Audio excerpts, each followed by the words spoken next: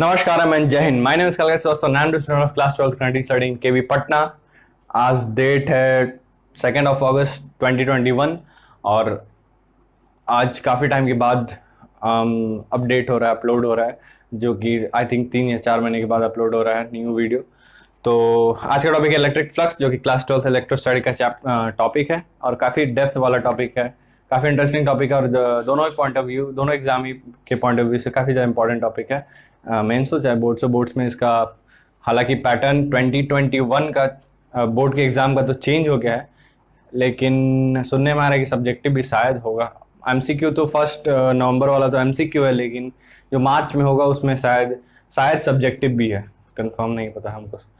तो अगर थ्योरम आता है तो थ्योरम हम लोग को प्रैक्टिस कर लेना चाहिए एक बार किसी भी का। तो आज हम लोग टॉपिक कवर करने वाले हैं इलेक्ट्रिक फ्लक्स, गॉस थ्योरम और application of electric flux in finding the electric field.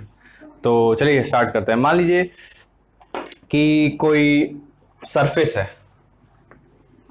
मान लीजिए ये एक सरफेस है, ठीक है, ये एक सरफेस है। तो इलेक्ट्रिक फ्लक्स क्या होता है? Electric flux is the total number of electric field lines. It is the total number of electric field lines. It is the total number of electric field lines passing through a closed surface normally. Condition क्या दिया है? Normally. तो it is the direction of electric field lines and it is passing through this closed surface normally. Now एक और इस पे concept आता है एरिया वेक्टर। एरिया वेक्टर इसको बोलते हैं हम लोग। एरिया वेक्टर जो होता है वो किसी भी सरफेस के, मान लीजिए कोई सरफेस है तो इसका एरिया वेक्टर इसके परपेंडिकुलर हो, परपेंडिकुलर आउटवर्ड जो होता है वो एरिया वेक्टर होता है। तो एरिया वेक्टर को हम लोग डिनोट करते हैं एस से, ठीक है। ये एरिया वेक्टर हो गया और ये इलेक्ट्रिक फील्ड लाइंस हो गया और ये सरफेस हो गया। और यहाँ देख सकते हैं हम लोग कि दोनों सरफेस के परपेंडिकुलर, दोनों इलेक्ट्रिक फील्ड लाइंस और एरिया वेक्टर दोनों सरफेस के परपेंडिकुलर है, लेकिन इलेक्ट्रिक फील्ड लाइंस और एरिया वेक्टर के बीच में एक एंगल बन रहा है जिसको हम लोग थीटा से डिनोट कर देते हैं। तो अगर मैथमेटिकली हम लोग लिखें, मैथमेटिकली हम लोग लिखना चाहे कि what is the formula of the area vector, sorry electric flux, तो इलेक्ट्रिक फ्लक्स को हम लोग फाई से डिनोट करते हैं। We denote electric flux in terms of phi. So phi equal to dot product of electric field lines and the area vector.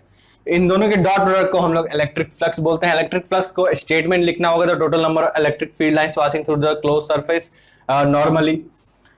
अब देखिए, अब ये तो वेक्टर फॉर्म में हो गया इसका फॉर्मूला। अब इसको वेक्टर फॉर्म से थोड़ा तोड़ेंगे तो ये हो जाएगा E S sine theta. And what is theta? Theta is the angle between the electric field lines and the area vector.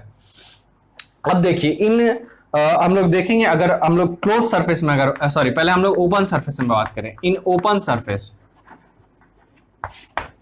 Surface what is the formula of the electric flux का काफी different, बहुत सारे एक ही मतलब concept, तो एक ही main formula तो यही है और इसी से डिराइव होके इसी टाइप के बहुत सारे फॉर्मूला बन जाते हैं। ओपन में, क्लोज में, इंटीग्रल फॉर्म में, मैथमेटिकल फॉर्म में, फिर से गॉस थ्योरम में आएगा, वो भी डिफरेंट फॉर्मूला हो जाएगा इलेक्ट्रिक फ्लक्स का। तो इलेक्ट्रिक फ्लक्स जनरली ये हो जाएगा integration of E dot D S, ठीक है। ई डॉट डी एस हो जाएगा, इसको इंटीग्रेट कर देंगे तो हम लोग का इलेक्ट्रिक फ्लक्स निकल जाता है। अब हम लोग बात करते हैं इनक्लोज सरफेस में। कहां पे? Enclose surface. What is the formula of the electric flux? Electric flux is equal to close integration of E dot D S.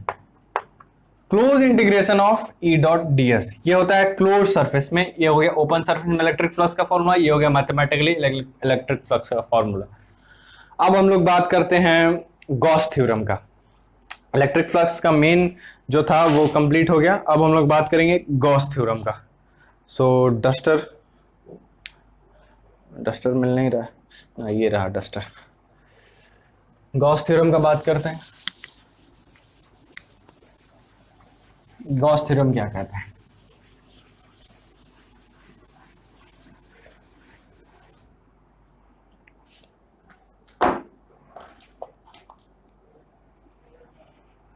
Gauss theorem कहता है कि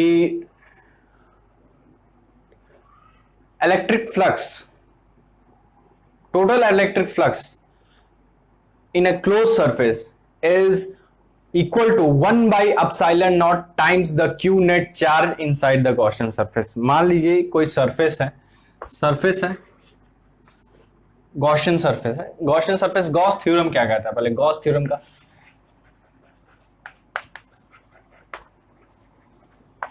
गॉस थ्योरम कहता है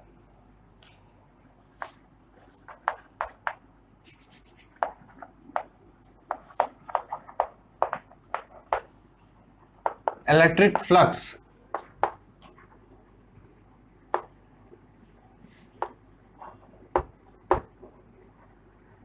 through a closed surface is equal to the 1/ε times the q net, or you can say summation of q net charge inside that closed surface। मान लीजिए close surface है, अब इस क्लोज सरफेस में +5 microcoulomb, -10 microcoulomb, +6 microcoulomb, मान लीजिए कोई 3 charge है इस क्लोज सरफेस में। तो क्लोज सरफेस में ये 3 चार्ज है, तो गॉस थ्योरम क्या कहता है? गॉस थ्योरम कहता है कि electric flux of a close surface is through a closed surface is equal to the 1/ε0 times the q net charge in that closed surface। इसका मतलब ये हुआ कि electric flux is equal to q net charge inside a closed surface divided by 1/ε0, मतलब 1/ε0 times the q net charge। ये कहता है Gauss theorem. ठीक है, अब मान लीजिए एग्जांपल से समझते हैं। इसमें प्लस, मान लीजिए क्लोज सरफेस है, गॉसियन सरफेस है, इसमें +5 माइक्रोकूलम, -10 माइक्रोकूलम, +6 माइक्रोकूलम। अब देखिए 5 माइक्रोकूलम, तो क्यू नेट चार्ज कितना हो गया इसका? Q net. अब मान लीजिए इसका इलेक्ट्रिक फ्लक्स निकालना है through that surface, electric flux through that surface अगर निकालना है तो हम लोग क्यू नेट चार्ज पहले निकालेंगे। तो क्यू नेट कितना होगा? 5 + 6 - 10 ब्रैकेट में माइक्रोकूलम, इट मींस 1 × 10⁻⁻6 कूलम। ये क्यू नेट चार्ज हो गया। और ε0 का वैल्यू क्या होता है? ε0 का वैल्यू होता है आपको 8.85 × 10⁻12 न्यूटन मीटर स्क्वायर पर कूलम स्क्वायर। ये होता है ε0 का वैल्यू। तो ये हो गया आपका ε0 का, ये हो गया मेन फॉर्मूला। इससे बहुत सारे न्यूमेरिकल्स बनते हैं, काफी सारा न्यूमेरिकल्स इस फॉर्मूले से आता है। तो इसका इलेक्ट्रिक फ्लक्स निकालना होगा तो फाई इक्वल टू हो जाएगा 1 × 10⁻⁻6 डिवाइडेड बाई 8.85 × 10⁻12। जितना भी वैल्यू आएगा उतना इसका इलेक्ट्रिक फ्लक्स हो जाएगा। और एक बात, इलेक्ट्रिक फ्लक्स का जो एसआई यूनिट होता है, इसका होता है न्यूटन मीटर स्क्वायर पर कूलम। ये होता है इसका एसआई यूनिट, ये बताना भूल गए थे, उसके लिए सॉरी। ये होता है एसआई यूनिट इलेक्ट्रिक फ्लक्स का, न्यूटन मीटर स्क्वायर पर कूलम। ठीक है, तो ये किस में आ जाएगा?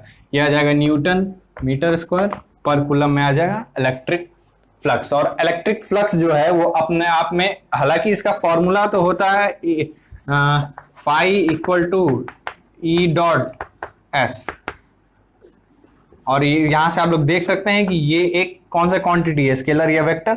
ये एक स्केलर क्वांटिटी है। तो इलेक्ट्रिक फ्लक्स का एक बार हम लोग रिवीजन कर देते हैं along with the Gauss theorem. Electric flux क्या होता है? Electric flux is the total number of electric field lines passing through the surface normally, और इसका एसआई यूनिट होता है न्यूटन मीटर स्क्वायर पर कूलम। और ये एक स्केलर क्वांटिटी है। इलेक्ट्रिक फ्लक्स का 3 फॉर्मूला आ गया, एक तो वेक्टर फॉर्म में, एक मैथमेटिकल फॉर्म में, एक close open electric flux through open surface, electric flux through of a close surface. और अब दूसरा बात आता है गॉस थ्योरम से। गॉस थ्योरम से इलेक्ट्रिक फ्लक्स कैसा है? गॉस थ्योरम क्या कहता है? गॉस थ्योरम कहता है electric flux of a closed surface is equal to the 1 by epsilon naught times the q net charge inside that Gaussian surface. इसको हम लोग Gaussian surface बोलते हैं. Gaussian surface के अंदर मान लीजिए कोई 3 चार्ज है, कितना भी नहीं, summation of all charges divided by epsilon not. बहुत ही सिंपल है. और एप्सिलॉन का वैल्यू होता है 8.85 into 10 to the power minus 12 newton metre square पर कूलम स्क्वायर. और यहाँ से epsilon phi equal to Q net divided by epsilon naught, इसका एक ये दूसरा इंपॉर्टेंट फॉर्मूला इलेक्ट्रिक फ्लक्स का आ जाता है. तो चलिए अब हम लोग एप्लीकेशन देखते हैं, that what are the applications of the electric flux. Electric flux का 3 एप्लीकेशन है mainly.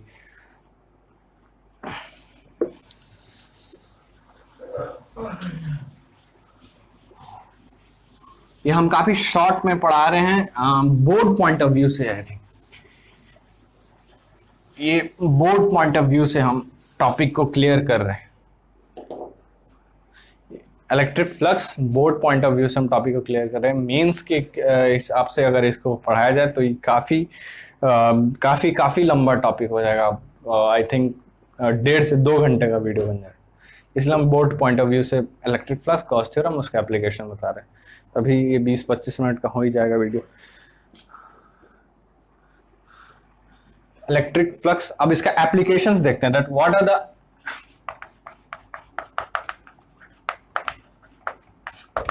Applications of the Gauss theorem. Applications में देखेंगे हम लोग कि गॉस थ्योरम का गॉस थ्योरम कह रहा है, इलेक्ट्रिक फ्लक्स का पहला एप्लीकेशन क्या है, to find the electric field. To find the electric field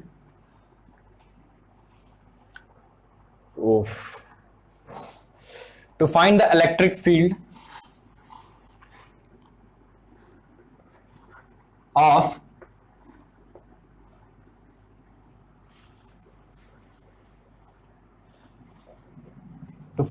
field of due to infinitely charged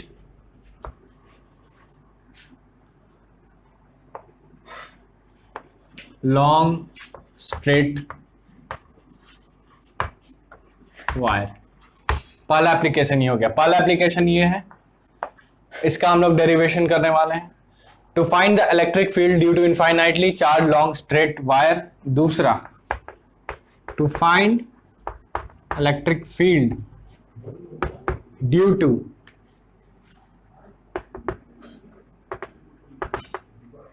infinitely